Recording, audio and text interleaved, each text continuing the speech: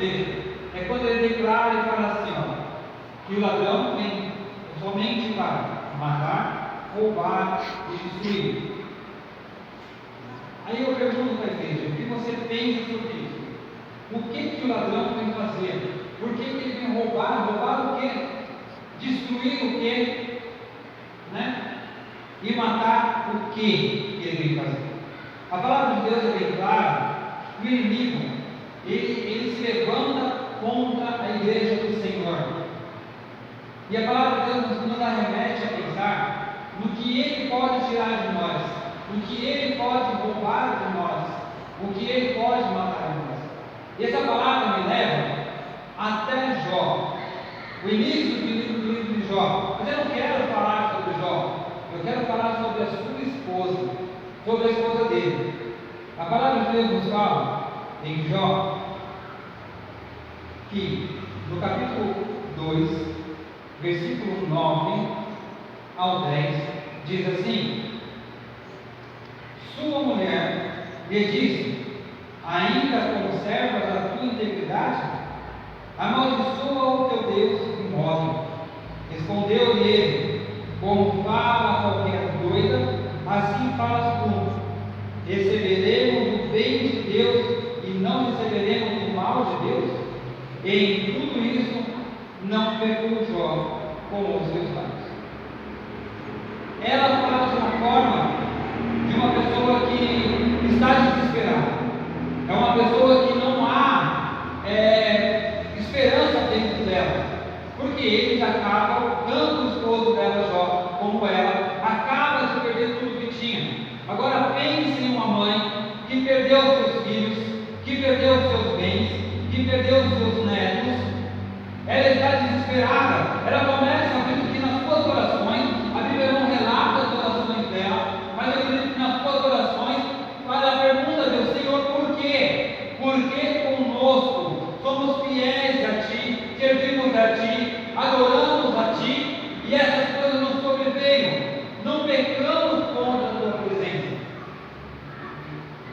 E bate o desespero nela. E ela fala para Jó, que sempre colocava assim: mas o Senhor é conosco. Jó, ele permanecia íntegro diante de Deus. Ele permanecia fiel diante de Deus.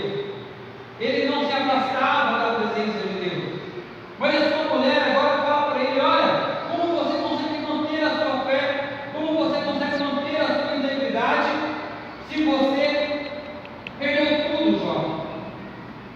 Amaldiçoa logo o seu Deus e morre.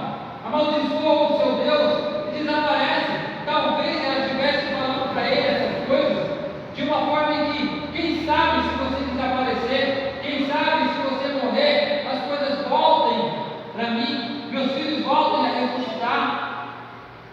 Ela está desesperada. Ela perdeu a fé. E uma coisa eu quero falar para os irmãos: que a coisa que o inimigo ele quer roubar não é a sua saúde, não é o seu bem material, não é a sua família. O que ele quer roubar de você é a tua fé. A palavra de Deus nos fala: sem fé é impossível agradar a Deus. Hebreus 11:6. Sem fé é impossível agradar a Deus. Sem fé não há salvação. Sem fé não há esperança. Sem fé não há motivo para viver.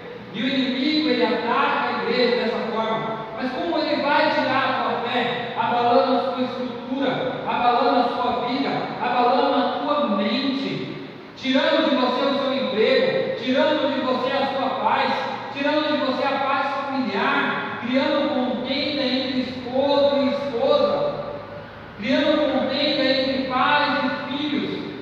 E eles não têm esperança, eles não têm mais fé, porque ali acaba desestruturando a família, deixam de congregar, deixam de frequentar a casa do Senhor, porque perdem a sua fé em Deus, são meros frequentadores de cultos. E a palavra de Deus é preciosa para aquela mulher, era seus filhos, e ela perdeu. Então o inimigo tenta atacar as nossas famílias, ele tenta destruir os nossos lares, tira nossos empregos, tira nossos sonhos. Quantos de nós temos sonhos, programamos sonhos para o ano, programamos objetivos, compramos terreno,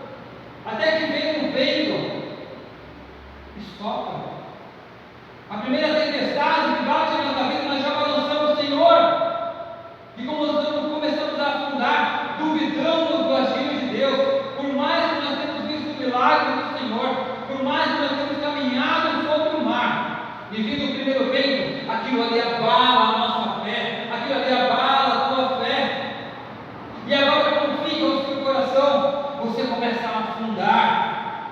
E você tem que clamar a Deus: Senhor, ajuda-me. Assim como fez Pedro com Jesus. Então a palavra de Deus nos mostra claramente que, às vezes, por um minuto, por um segundo, a nossa fé pode atrapalhar aquilo que nós temos conquistado. Se pela nossa falta de fé, por falta de fé, pode ser atrapalhada a nossa conquista.